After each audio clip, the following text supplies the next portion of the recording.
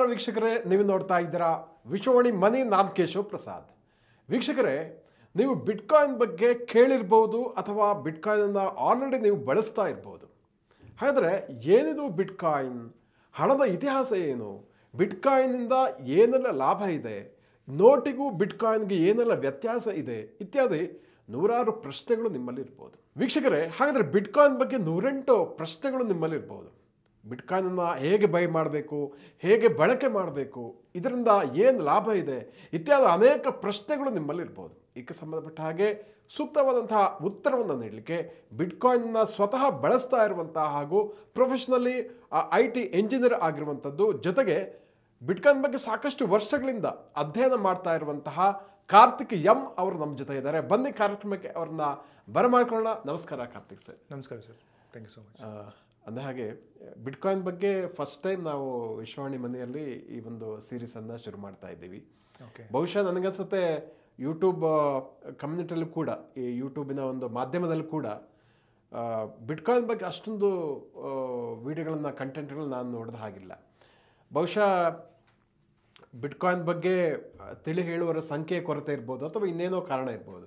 At the same time bitcoin ಬಗ್ಗೆ ಇವತ್ತು ಜಗತ್ತಿನಾದ್ಯಂತ ಬಹಳ ಸುದ್ದಿಯಲ್ಲಿ ಕೂಡ ಇರುವಂಥದ್ದು ಬಿಟ್ಕಾಯಿನ್. ಹಾಗಾಗಿ ನಾವು ನೋಟನ್ನು ಬಳಸ್ತೀವಿ, ಅದಕ್ಕಿಂತ ಮುಂಚೆ ಬಾರ್ಟರ್ ಸಿಸ್ಟಮ್ ಇತ್ತು, ನಾವು ಅಲ್ಲಿಂದಲೇ ಶುರು ಮಾಡಿಕೊಂಡು ಬಿಟ್ಕಾಯಿನಿಗೆ ಬಂತು, ನಂತರ ಅದರ ವಿವರಗಳನ್ನು ಹೇಳುವಂಥದ್ದು ಒಳ್ಳೆಯದು ಅಂತ ನನಗೆ ಅನಿಸ್ತಾ ಇದೆ. ಹಾಗಾಗಿ ಈ ಕರೆನ್ಸಿ ಅಥವಾ ಒಂದು ಹಣದ ವಿನಿಮಯ ಅಲ್ಲಿಂದ ಶುರುವಾಗಿ ಬಿಟ್ಕಾಯಿನ್ ತನಕ ನಡೆದು ಬಂದಂಥ ಒಂದು ಜರ್ನಿಯ ಬಗ್ಗೆ ಒಂದಷ್ಟು ಮಾಹಿತಿಯನ್ನು ನಮ್ಮ ವೀಕ್ಷಕರಿಗೆ ತಿಳಿಸ್ಕೊಡ್ತೀರಾ ಅಂತ. Thank you. So first of all ನೀವು ನಮ್ಗೆ ಇನ್ವೈಟ್ ಮಾಡಿದ್ದಕ್ಕೆ ಥ್ಯಾಂಕ್ಸ್, ರೆಕಗ್ನೈಸ್ ಮಾಡಿ. ಸೊ ಮೊದಲಿಗೆ ಬಿಟ್ಕಾಯಿನ್ ಅನ್ನುವಂಥ ವಿಚಾರ ಬಗ್ಗೆ ನೋಡೋದಾದರೆ, ಬಿಟ್ಕಾಯಿನ್ ಅಂದರೆ ಹಣ, ಅದು ಯಾವುದೇ ರೀತಿ ಹೂಡಿಕೆ ಅಲ್ಲ. ಸೊ ನನ್ನ ಪ್ರಕಾರ ಮನುಷ್ಯನ ಸಾವಿರಾರು ವರ್ಷಗಳ ನಿರಂತರ ಹಣದ ಹುಡುಕಾಟದಲ್ಲಿ ಮನುಷ್ಯನೇ ಕೊಂಡುಕೊಂಡಿರ್ತಕ್ಕಂಥ ಕೊನೆ ಹಣ bitcoin. It's a best form of money. ನಾನು ಪರ್ಸ್ನಲಾಗಿ ಹೇಳುವಂಥದ್ದು ಏನಂತಂದರೆ, ಇದು ಬಡ ಮತ್ತು ಮಧ್ಯಮ ವರ್ಗದವರ ಹಣ ಅಂತೇಳಿ ನಾನು ನಂಬ್ತೀನಿ. ಸೊ ಹ್ಯಾವಿಂಗ್ ಸೆಡ್ ದಿಸ್, ಈಗ ಇತಿಹಾಸದಲ್ಲಿ ನೀವು ಹೇಳಿರೋ ಹಾಗೆ ಬಾರ್ಟರ್ ಸಿಸ್ಟಮ್ ಇತ್ತು, ಅನೇಕ ವಸ್ತುಗಳನ್ನು ನಾವು ಹಣವಾಗಿ ಬಳಕೆ ಮಾಡ್ಕೊತ ಬಂದಿದ್ವಿ ಅಂತ ಎಲ್ಲರಿಗೂ ಗೊತ್ತಿರುವಂಥದ್ದು. ಈಗ ಯಾಕೆ ಹಣ ಹಲವಾರು ಮಾದರಿಯಲ್ಲಿ ಚೇಂಜ್ ಆಗ್ತಾ ಬರ್ತಾ ಇದೆ? ಬಾರ್ಟರ್ ಸಿಸ್ಟಮ್ ಇತ್ತು, ಅಲ್ಲಿಂದ ನಾವು ಬೇರೆ ಬೇರೆ ವಸ್ತುಗಳನ್ನು, ಎಸ್ಪೆಷಲಿ ಕಮಾಡಿಟೀಸಲ್ಲಿ, ನಾವು ಕೆಮಿಸ್ಟ್ರಿಲಿ ಚಿಕ್ಕ ವಯಸ್ಸಲ್ಲಿ ಓದಿದ್ವಿ, ಹಲವಾರು ಪಿರಿಯಾಡಿಕ್ ಎಲಿಮೆಂಟ್ಸ್ ಇತ್ತು. ಅದು ಗೋಲ್ಡ್ ಆಗಿರ್ಬೋದು, ಜಿಂಕ್, ಕಾಪರ್, ಸಿಲ್ವರ್, ಅನೇಕ ವಸ್ತು ಆಗಿರ್ಬೋದು. ಉಪ್ಪನ್ನು ಕೂಡ ಹಣವಾಗಿ ಬಳಕೆ ಮಾಡ್ತಿದ್ವಿ. ಜೊತೆಗೆ ಸಮುದ್ರದಲ್ಲಿ ಸಿಗ್ತಾ ಇರ್ತಕ್ಕಂಥ ಸೀಶೆಲ್ಸ್, ಮುತ್ತುರತ್ನಗಳು, ಇವೆಲ್ಲವನ್ನು ಕೂಡ ಹಣವಾಗಿ ಬಳಕೆ ಮಾಡ್ಕೊತ ಬರ್ತಿದ್ವಿ. ಯಾಕೆ ನಾವು ಒಂದು ವಸ್ತುವಿಂದ ಇನ್ನೊಂದು ವಸ್ತುವಿಗೆ ಟ್ರಾನ್ಸ್ಫಾರ್ಮ್ ಆಯಿತು ವ್ಯವಸ್ಥೆ ಅಂತ ನೋಡೋದಾದರೆ, ಒಂದು ಮೈನ್ ಕ್ರೈಟೀರಿಯಲ್ಲಿ ಕಾಣೋದು ದ ಹಾರ್ಡ್ನೆಸ್. ಯಾವ ವಸ್ತುವನ್ನ ನಾವು ಹಣವಾಗಿ ಬಳಕೆ ಮಾಡ್ತಿದ್ವೋ ಅದನ್ನು ಈ ಒಂದು ವ್ಯವಸ್ಥೆ ಆರಾಮವಾಗಿ ಪ್ರೊಡ್ಯೂಸ್ ಮಾಡೋಕ್ಕೆ ಶುರು ಮಾಡಿದ್ರೆ, ಕ್ರಿಯೇಟ್ ಮಾಡೋಕ್ಕೆ ಶುರು ಮಾಡಿದ್ರೆ, ಇರೋವಂಥ ಸಪ್ಲೈಗೆ ವ್ಯಾಲ್ಯೂ ಕಮ್ಮಿ ಆಗ್ತಾ ಹೋಗುತ್ತೆ, ದ ಮೌಲ್ಯ ಕಮ್ಮಿ ಆಗ್ತಾ ಹೋಗುತ್ತೆ.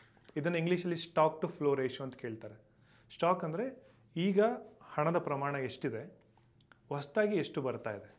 ಸೊ ಹೊಸದಾಗಿ ಬರುವಂಥ ಸಪ್ಲೈ ಈಗ ಇರೋದಕ್ಕಿಂತ ಜಾಸ್ತಿ ಬರೋಕ್ಕೆ ಶುರುವಾದರೆ ನಾವೇನು ಕಷ್ಟಪಟ್ಟು ದುಡಿದಿರ್ತೀವಿ, ಆ ಒಂದು ದುಡ್ದಿರ್ತಕ್ಕಂಥ ಮೌಲ್ಯ ಕಮ್ಮಿ ಆಗ್ತಾ ಹೋಗುತ್ತೆ. ಸೊ ಇದು one of the main reason ನಾವು ಯಾಕೆ ಸಮುದ್ರದಲ್ಲಿ ಸಿಗ್ತಾ ಇರ್ತಕ್ಕಂಥ ಸೀಶೆಲ್ಸ್ ಆಗಿರಲಿ, ಇನ್ಯಾವುದೋ ರೇರ್ ಮೆಟಲ್ಸ್ ಆಗಿರಲಿ, ಎಲ್ಲವನ್ನು ಬಿಟ್ಟು ಬೇರೆ ಬೇರೆ ವಸ್ತುಗಳಿಗೆ ಹಣವಾಗಿ ಬಳಕೆ ಮಾಡ್ಕೊತ ಬಂದ್ವಿ ಅಂತ ಹೇಳಿ. ಹಿಸ್ಟ್ರಿಲಿ ನಾವು ನೋಡೋದಾದರೆ ಕಾಮೋಡಿಟೀಸ್ ಏನಿತ್ತು ಅಂದರೆ ಪ್ರಕೃತಿಲಿ ಇರ್ತಕ್ಕಂಥ ವಸ್ತುಗಳು, ಯಾರಿಂದನೂ ಪ್ರಿಂಟ್ ಮಾಡೋಕ್ಕೆ ಆಗದಲ್ಲೇ ಇರ್ತಕ್ಕಂಥ ಪ್ರಕೃತಿಲಿ ಇರ್ತಕ್ಕಂಥ ವಸ್ತು, ಚಿನ್ನ, ಸಿಲ್ವರ್, ಬ್ರಾನ್ಸ್, ಇವು ಕಾಯಿನ್ಸ್ಗಳನ್ನ ನಾವು ಹಣವಾಗಿ ಬಳಕೆ ಮಾಡ್ಕೊತ ಬಂದಿದ್ವಿ.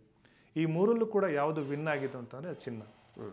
ಇದೇನೋ ಶೈನ್ ಇದೆ ಅಂತನೋ ಅಥವಾ ಪಿರಿಯಾಡಿಕ್ ಎಲಿಮೆಂಟಲ್ಲಿ ಇದಕ್ಕೇನೋ ಪ್ರಾಶಸ್ತ್ಯ ಕೊಟ್ಟಿದ್ದಾರೋ ಅನ್ನೋ ಕಾರಣಕ್ಕೋಸ್ಕರ ಅಲ್ಲ.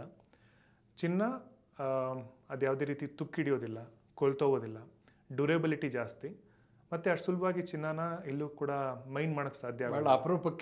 ಅಪರೂಪದ ಲೋಹ, ಅದು ಎಲ್ಲ ಕಡೆ ಸಿಗಲ್ಲ, ಎಲ್ಲ ಕಡೆ ಇದೆ. ಸ್ಕೇರ್ಸಿಟಿ ಅನ್ನುವಂಥ ಒಂದು ಫೀಚರ್ ಚಿನ್ನಕ್ಕಿದೆ.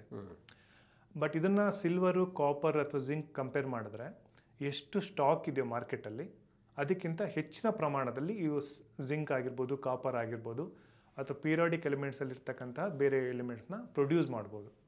ಸೊ ಮನುಷ್ಯನಿಗೆ ಆ ಒಂದು ವಸ್ತುವಿನ ಬೆಲೆ ಜಾಸ್ತಿ ಆದ ಸಂದರ್ಭದಲ್ಲಿ ಅವ್ನಿಗೆ ಇನ್ಸೆಂಟಿವ್ ಇರುತ್ತೆ, ನಾನು ಇನ್ನೂ ಜಾಸ್ತಿ ಮೈನ್ ಮಾಡೋಣ, ತೆಗೆದುಬಿಡೋಣ ಅಂಥೇಳಿ. ಹಾಗಾಗಿ KGF ಫಿಲಮಲ್ಲಿ ನಾವು ನೋಡಿರ್ತೀವಿ, ಇರೋ ಎಲ್ಲ ಮೈನ್ಗಳನ್ನೂ ತೆಗೆದುಬಿಡ್ತಾರೆ. ಯಾಕಂದರೆ ಮನುಷ್ಯ ಆಲ್ವೇಸ್ ನನಗೆ ದುಡ್ಡು ಬೇಕು ಅನ್ನೋದಲ್ಲೇ ಮನುಷ್ಯ ಯೋಚನೆ ಮಾಡುವಂಥದ್ದು. ಮನುಷ್ಯನಿಗೆ ಎಲ್ಲಿ ಇನ್ಸೆಂಟಿವ್ ಸಿಗುತ್ತೆ ಆ ಇನ್ಸೆಂಟಿವ್ ಥರನೇ ಅವ್ನು ಕೆಲಸ ಮಾಡ್ತಾ ಹೋಗ್ತಾ ಇರ್ತಾನೆ. ಹಾಗಾಗಿ ಚಿನ್ನಕ್ಕೆ ಇನ್ಸೆಂಟಿವ್ ಇದೆ, ಆದರೆ ಜಾಸ್ತಿ ಪ್ರೊಡ್ಯೂಸ್ ಮಾಡೋಕ್ಕೆ ಸಾಧ್ಯ ಆಗೋದಿಲ್ಲ. ಹಾಗಾಗಿ ಚಿನ್ನ ಇದುವರೆಗೂ ಕೂಡ ತನ್ನ ಮೌಲ್ಯವನ್ನು ಕಾಪಾಡ್ಕೊತಾನೆ ಬಂತು. ಇದು ಸಾವಿರಾರು ವರ್ಷಗಳಿಂದ ನಾವು ಚಿನ್ನದ ನಾಣ್ಯಗಳನ್ನು ಹಣವಾಗಿ ಬಳಕೆ ಮಾಡ್ಕೊತ ಬಂದ್ವಿ, ಎಲ್ಲರಿಗೂ ಗೊತ್ತಿರುವಂಥ ವಿಚಾರ. ಬಟ್ 1900 ಆಸ್ಪಾಸಲ್ಲಿ ಅಲ್ಲಿಂದ ನಾವು ಇದನ್ನು ಬದಲಾವಣೆ ಮಾಡ್ಕೊಂಡ್ವಿ. ಅಂದರೆ ಸಮಾಜ ಬದಲಾವಣೆ ಮಾಡ್ಕೊತ ಬಂತು, ಅಥವಾ ಸರ್ಕಾರಗಳು ಬದಲಾವಣೆ ಮಾಡ್ಕೊತ ಬಂತು. 1930 ಆಸ್ಪಾಸಲ್ಲೇನು ಅಮೆರಿಕ ದೇಶದಲ್ಲಿ ಒಂದು ಎಕ್ಸಿಕ್ಯೂಟಿವ್ ಆರ್ಡರ್ ಆಗುತ್ತೆ. ಅಲ್ಲಿಂದ ನಾವು ಚಿನ್ನದಿಂದ ಫಿಯೇಟ್ ಕರೆನ್ಸಿ ಸಿಸ್ಟಮ್, ಅಂದರೆ ಪೇಪರ್ ಹಣ ಅಂತ ನಾವೇನು ಬಳಕೆ ಮಾಡ್ತಿದ್ವಿ, ಇಲ್ಲಿಗೆ ನಾವು ಟ್ರಾನ್ಸಿಷನ್ ಆಗಿ ಶುರು ಮಾಡಿದ್ವಿ.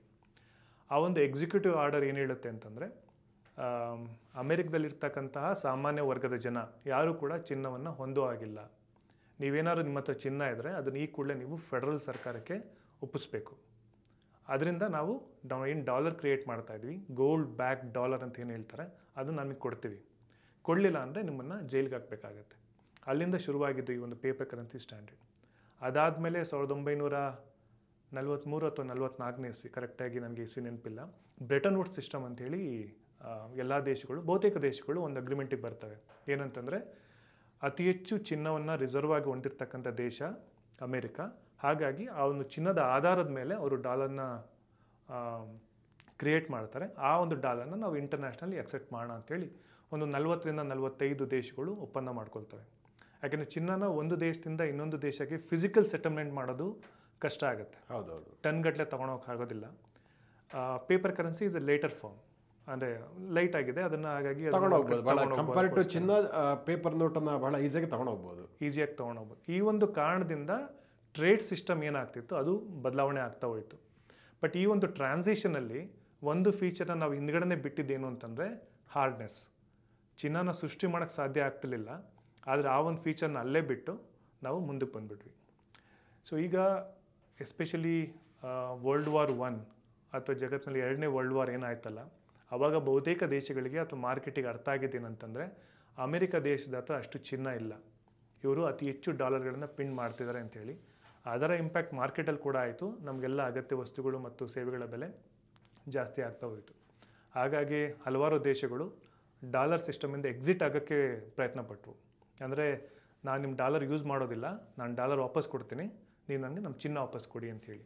ಯಾವಾಗ ಇದು ಅತಿ ಹೆಚ್ಚು ಪ್ರೆಷರ್ ಆಗೋಕ್ಕೆ ಶುರುವಾಯಿತು ಅಮೆರಿಕ ಸರ್ಕಾರಕ್ಕೆ, 1971ನೇ ಇಸ್ವಿಲಿ ಆಗಿನ ಅಮೆರಿಕ ಅಧ್ಯಕ್ಷರಾದಂಥ ನಿಕ್ಸಾನ್ ಅನ್ನೋರು ಒಂದು ಎಕ್ಸಿಕ್ಯೂಟಿವ್ ಆರ್ಡರ್, ಅಂದರೆ ಒಂದು ಎಮರ್ಜೆನ್ಸಿ ಅನೌನ್ಸ್ಮೆಂಟ್ ಮಾಡ್ತಾರೆ.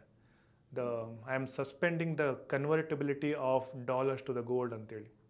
ನೀವು ಡಾಲರ್ನ ತೊಗೊಂಬಂದರೆ ನಾನು ನಿಮಗೆ ಚಿನ್ನ ಕೊಡೋದಿಲ್ಲ. ಅಲ್ಲಿಗೆ ಚಿನ್ನ ಮತ್ತು ಈ ಪೇಪರ್ ಕರೆನ್ಸಿ ಇರುವಂಥ ಒಂದು ಲಿಂಕ್ ಏನಿತ್ತಲ್ಲ, ಅಫಿಷಿಯಲಿ 1971ನೇ ಇಸ್ವಿಲಿ ಕಟ್ ಆಗೋಗುತ್ತೆ. ಗೋಲ್ಡ್ ಸ್ಟ್ಯಾಂಡರ್ಡ್ ಪದ್ಧತಿ ಅಲ್ಲಿಗೆ ಮುಕ್ತಾಯ ಆಗುತ್ತೆ, ಅಫಿಷಿಯಲಿ ಮುಕ್ತಾಯ ಆಗುತ್ತೆ. ಅದಕ್ಕಿಂತ ಮುಂಚೆ ನಾವು ವರ್ಲ್ಡ್ ವಾರ್ 2 ಎಂಡ್ ಮಾಡಿಬಿಟ್ಟಿದ್ವಿ. 1971ನೇ ಇಸ್ವಿಲಿ officially gold back fiat currency ಏನಿದೆಯಲ್ಲ, ಅಲ್ಲಿಂದ ಕಂಪ್ಲೀಟ್ಲಿ ಎಂಡ್ ಆದ್ವಿ. ಈಗ ನಾವು ಜೀವನ ಮಾಡ್ತಿರ್ತಕ್ಕಂಥದ್ದು ಕಂಪ್ಲೀಟ್ಲಿ ಫಿಯೇಟ್ ಕರೆನ್ಸಿಲಿ. ಅದು ಅನಲಾಗ್ ಫಾರ್ಮಲ್ಲಿತ್ತು, ನಾವೀಗ ಕಂಪ್ಲೀಟ್ಲಿ ಡಿಜಿಟಲ್ ಫಾರ್ಮ್ ಬಂದಿದೆ. But it's no more back by the gold. ಹೌದೌದು ಇದು. ಸೊ ಬಟ್ ಹಣದ ವಿಚಾರಕ್ಕೆ ಅಂತ ನೋಡೋದಾದರೆ, ನಾವು ಯಾವೆಲ್ಲ ವಸ್ತುಗಳನ್ನ ಹಣವಾಗಿ ಬಳಕೆ ಮಾಡ್ಕೊಂಡು ಬಂದಿದ್ವಿ. ನಮ್ಮ ಹತ್ರ ಚಿನ್ನ ಎಷ್ಟಿತ್ತು, 1 ಚಿನ್ನ ನಾಣ್ಯ ಇತ್ತು, 1, 2, 5 ಈ ರೀತಿ ನಾವು ಕೌಂಟ್ ಮಾಡ್ತೀವಿ. ಅದೇ ರೀತಿ ಪೇಪರ್ ಕರೆನ್ಸಿಲಿ ಕೂಡ 100, 10, 200 ಈ ರೀತಿ ಕೌಂಟ್ ಮಾಡ್ತೀವಿ. ಈಗ ನಾವು ಡಿಜಿಟಲಲ್ಲಿ ಕೌಂಟ್ ಮಾಡ್ತಾ ಇದ್ದೀವಿ. ಇಲ್ಲಿ ಬೆಳಿಗ್ಗೆ ಬರೋಕ್ಕಿಂತ ಮುಂಚೆ ನನಗೆ ಸ್ಯಾಲ್ರಿ ಕ್ರೆಡಿಟ್ ಆಯಿತು ಆಫೀಸಿಂದ, ಅದು ಡಿಜಿಟಲ್ ನಂಬರ್ಸಲ್ಲಿ ಬಂತು. ಕರೆಕ್ಟ್. ಸೊ ಒಟ್ಟಾರೆಯಾಗಿ ಇವೆಲ್ಲವನ್ನೂ ಕೂಡ ನಾವು ಸಿಂಪ್ಲಿಫೈ ಮಾಡೋದಕ್ಕೆ ನೋಡಿದಾಗ ಅಟ್ ದಿ ಎಂಡ್ ನಮಗೆ ಅರ್ಥ ಆಗೋದು, ಹಣ ಅಂತಂದರೆ ಅದೊಂದು ಲೆಕ್ಕ ಪುಸ್ತಕ ಮಾತ್ರ. ಅದು ಅನಲಾಗಲ್ಲಿ ಇರ್ಬೋದು ಅಥವಾ ಡಿಜಿಟಲ್ ಇರ್ಬೋದು. ನಾವೀಗ ಯೂಸ್ ಮಾಡ್ತಾ ಇರೋದು ಡಿಜಿಟಲ್ ಲೆಕ್ಕ ಪುಸ್ತಕ, ಇಟ್ಸ್ ಎ ಡಿಜಿಟಲ್ ಲೆಡ್ಜರ್. ಸಮಸ್ಯೆ ಇಲ್ಲಿಂದ ಶುರುವಾಗುತ್ತೆ. ಈ ಒಂದು ಒಟ್ಟಾರೆ ಡಿಜಿಟಲ್ ಲೆಡ್ಜರ್ ಹಣದ ಪುಸ್ತಕದಲ್ಲಿ ಎಷ್ಟು ಒಟ್ಟಾರೆ ಹಣ ಇರಬೇಕು. ಈಗ ನಾನು ಇವತ್ತು ನನಗೇನು ಸ್ಯಾಲ್ರಿ ಬಂತು ಅಂತ ಹೇಳಿದೆ, ನಾನು ಕಷ್ಟಪಟ್ಟು ಆಫೀಸಲ್ಲಿ ದುಡಿದಿರೋದಕ್ಕೆ ನನಗೊಂದು ಮಾನಿಟರ್ ವ್ಯಾಲ್ಯೂ ಕೊಟ್ಟಿದ್ದಾರೆ. ಈ ಒಂದು ಮಾನಿಟರ್ ವ್ಯಾಲ್ಯೂನ ಡಿಜಿಟಲ್ ಲೆಡ್ಜರಲ್ಲಿ ಸ್ಟೇಟ್ ಬ್ಯಾಂಕ್ ಆಫ್ ಇಂಡಿಯಾದವರು ಅಪ್ಡೇಟ್ ಮಾಡಿದ್ರು. ಕಾರ್ತಿಕ್ ಅನ್ನೋರ ಹೆಸರಲ್ಲಿ ಇಷ್ಟು ನಂಬರ್ ಇದೆ ಅಂತೇಳಿ. ಕರೆಕ್ಟ್. ಈಗ ಈ ಒಂದು ಲೆಡ್ಜರ್ ಅಂದರೆ ಹಣದ ಲೆಕ್ಕ ಪುಸ್ತಕ ಯಾರು ಮೇಂಟೈನ್ ಮಾಡ್ತಾ ಇದ್ದಾರಲ್ಲ ಅವ್ರ ಹತ್ರನೇ ಎಲ್ಲ ಕಂಟ್ರೋಲ್ ಇರ್ತಕ್ಕಂಥದ್ದು. ನಾವು ಈ ಅನಲಾಗ್ ಫಾರ್ಮ್ಸಲ್ಲಿ ಬಳಕೆ ಮಾಡ್ತಿರ್ತಕ್ಕಂಥ ಸೀಶೆಲ್ಸ್ ಆಗಿರ್ಬೋದು, ಸಿಲ್ವರ್, ಕಾಪರ್ ಎಲ್ಲ ಯಾಕೆ ತನ್ನ ಮೌಲ್ಯವನ್ನು ಕಾಪಾಡ್ಕೊಳ್ಳಿಲ್ಲ ಕಂಪೇರ್ ಟು ಗೋಲ್ಡ್ ಅಂತಂದರೆ, ಅದರ ಫ್ಲೋ ಮಾರ್ಕೆಟಲ್ಲಿ ಜಾಸ್ತಿ ಆಗ್ತಾ ಹೋಯಿತು. ಈಗ ಫಿಯೇಟ್ ಕರೆನ್ಸಿ ಪ್ರಾಬ್ಲಮ್ ಕೂಡ ಅದೇ ಇರುವಂಥದ್ದು ಜಗತ್ತಿನಾದ್ಯಂತ. ಯಾವುದೇ ದೇಶದ ಫಿಯಟ್ ಕರೆನ್ಸಿ ತಗೊಂಡ್ರೆ ಇನ್ಕ್ಲೂಡಿಂಗ್ ಅಮೆರಿಕ ಡಾಲರ್, ಇನ್ನು ಸ್ವಲ್ಪ ಸಿಂಪಲ್ ಆಗಿ ಹೇಳೋದಿದ್ರೆ ಅಮೆರಿಕ ಡಾಲರ್ ನೋಟನ್ನು ಜಾಸ್ತಿ ಪ್ರಿಂಟ್ ಮಾಡೋದ್ರಿಂದ ಅದರ ಮೌಲ್ಯ ಕಳೆದು ಹೋಗುತ್ತೆ. ಸೊ ಅದನ್ನ ಫಿಕ್ಸೆಡ್ ಆಗಿ ಇದು ಮಾಡೋಕ್ಕಾಗಲ್ಲ ಅಂತ ತಾವು ಹೇಳ್ತೀರಿ. ಫಿಕ್ಸೆಡ್ ಆಗಿ ಮಾಡೋಕ್ಕೆ ಸಾಧ್ಯನೇ ಇಲ್ಲ. ಸೊ ಅದರ ಜಾಸ್ತಿ ಪ್ರಿಂಟ್ ಮಾಡಿದಷ್ಟು ಅದರ ಮೌಲ್ಯ ಹೋಗುತ್ತೆ. ಸೊ ಅದು ಜನರಿಗೆ ಮತ್ತಷ್ಟು ಏನಾಗುತ್ತೆ ಅಂದ್ರೆ ಅಂಥ ಸಂದರ್ಭದಲ್ಲಿ ಜಾಸ್ತಿಯನ್ನು ಇಟ್ಕೊಳ್ಬೇಕಾಗುತ್ತೆ, ಡಾಲರನ್ನು ಖರೀದಿ ಮಾಡ್ತಾ ಹೋಗಬೇಕಾಗುತ್ತೆ.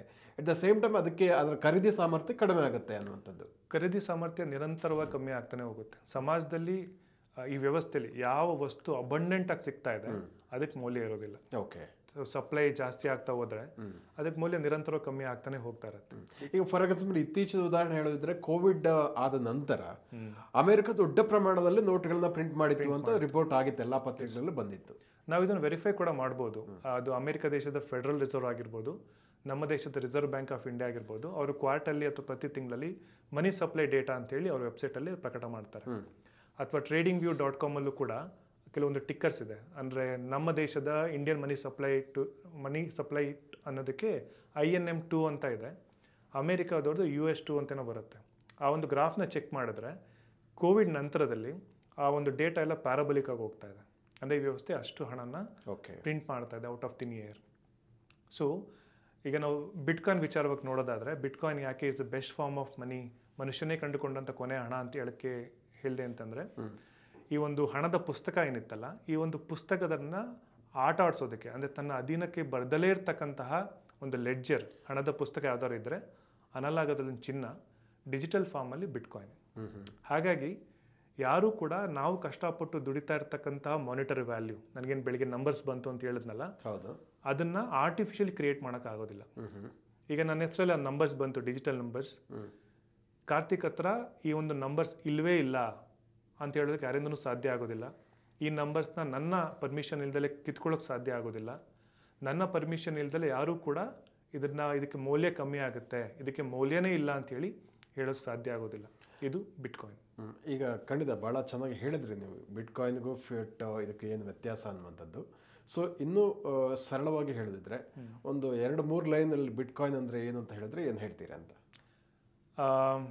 ಹಣ ಒಂದು, ಇದು store of value. Okay, store of value ಏನಕ್ಕೆ ಅಂತಂದರೆ, ನಾವು ಕಷ್ಟಪಟ್ಟು ಇವತ್ತು ನಾನು ದುಡ್ದಿದ್ದೀನಿ, ನಾನು ದುಡ್ದಿರೋದನ್ನು ನಾನು ಕಾಪಾಡ್ಕೊಳ್ಳೇಬೇಕು. ಇವತ್ತು ನಾನು ದುಡ್ದಿರ್ತಕ್ಕಂಥ ಹಣವನ್ನು ಕಾಪಾಡ್ಕೊಳ್ಳೋಕೆ ಸಾಧ್ಯ ಆಗದಲ್ಲೇ ಇದ್ದರೆ ನನಗೆ ಬೇಕಾದಂಥ ಅಗತ್ಯ ವಸ್ತು, ಅಕ್ಕಿ, ಬೇಳೆ, ರಾಗಿ ಇವ್ಯಾವುದನ್ನು ಕೂಡ ನಾನು ತೊಗೊಳಕ್ಕಾಗೋದಿಲ್ಲ. ಹಾಗಾಗಿ ನಾನು ದುಡಿತಾ ಇರ್ತಕ್ಕಂಥ ಹಣಕ್ಕೆ ಯಾವತ್ತೂ ಮೌಲ್ಯ ಇರಲೇಬೇಕಾಗುತ್ತೆ. ಹೌದೌದು. ಮೂರನೇದು, ನನಗೆ ಇಷ್ಟ ಬಂದಾಗ, ಅಂದರೆ ನನಗೆ ಯಾವಾಗ ಬೇಕೋ ಅದನ್ನು ನನಗೆ ಟ್ರಾನ್ಸಾಕ್ಷನ್ ಮಾಡುವಂಥ ಒಂದು ಎಬಿಲಿಟಿ ಇರಬೇಕು. ನಾನೆಲ್ಲೋ ಒಂದು ಟ್ರಾನ್ಸಾಕ್ಷನ್ ಮಾಡೋಕ್ಕೆ ಹೋಗ್ತೀನಿ, ಅದು ನನ್ನ ಕೈಲಿ ಮಾಡೋಕ್ಕಾಗ್ತಾಯಿಲ್ಲ, ಯಾರೋ ಬಂದು ತಡೆ ಹಿಡಿತಾ ಇದ್ದಾರೆ ಅಂತಂದರೆ ನನಗೆ ಬೇಕಾದಂಥ ಅಗತ್ಯ ವಸ್ತುಗಳು ಮತ್ತು ಸೇವೆಗಳು ನಮ್ಗೆ ಸಿಗೋದಿಲ್ಲ. ಸೊ ಬಿಟ್ಕಾಯಿನ್ ಹಣ ಅಂತಲೂ ಅನ್ಬೋದು, ಇದು ಸ್ಟೋರ್ ಆಫ್ ವ್ಯಾಲ್ಯೂ, ಇದು ಟ್ರೆಷರಿ ಅಸೆಟ್. ಚಿನ್ನವನ್ನು ನಾವು ಅಸೆಟ್ಟಾಗಿ ಕೂಡ ಬಳಕೆ ಮಾಡ್ತಿದ್ವಿ, ಹಣವಾಗಿ ಕೂಡ ಬಳಕೆ ಮಾಡ್ತಿದ್ವಿ. ಸೊ ಬಿಟ್ಕಾಯಿನನ್ನು ನಾವು ಹಣವಾಗಿ ಬಳಕೆ ಮಾಡ್ಬೋದು, ಇದು ಟ್ರೆಷರಿ ಅಸೆಟ್ಟಾಗಿ ಬಳಕೆ ಮಾಡ್ಬೋದು. ಜೊತೆಗೆ ಯಾರೂ ಕೂಡ ಈ ಟ್ರಾನ್ಸಾಕ್ಷನ್ನ ನಿಲ್ಸೋಕ್ಕೆ ಸಾಧ್ಯ ಇಲ್ದಿರೋದ್ರಿಂದ ನಮಗೆ ಯಾವಾಗ ಬೇಕೋ ಆವಾಗ ನಾವು ಟ್ರಾನ್ಸಾಕ್ಷನ್ ಕೂಡ ಬಳಕೆ ಮಾಡ್ಕೊಬೋದು. ಓಕೆ, ಈಗ ಬಿಟ್ಕಾಯಿನನ್ನು ಹಾಗಾದರೆ ಅದರ ವ್ಯಾಲ್ಯೂ ಏರಿಕೆ ಆಗಿರುವಂಥದ್ದು ಐ ಥಿಂಕ್ ಒಂದು 16 ವರ್ಷಗಳ ಹಿಂದೆ 1 ಲಕ್ಷಕ್ಕೆಲ್ಲ ಒಂದು ಬಿಟ್ಕಾಯಿನ್ ಬರ್ತಾ ಇತ್ತು. ಇವಾಗ ಹತ್ರ 1 ಕೋಟಿ ಹತ್ರ ಬಂದಿರುವಂಥದ್ದು ಕಳೆದ 10-12 ವರ್ಷಗಳಲ್ಲಿ.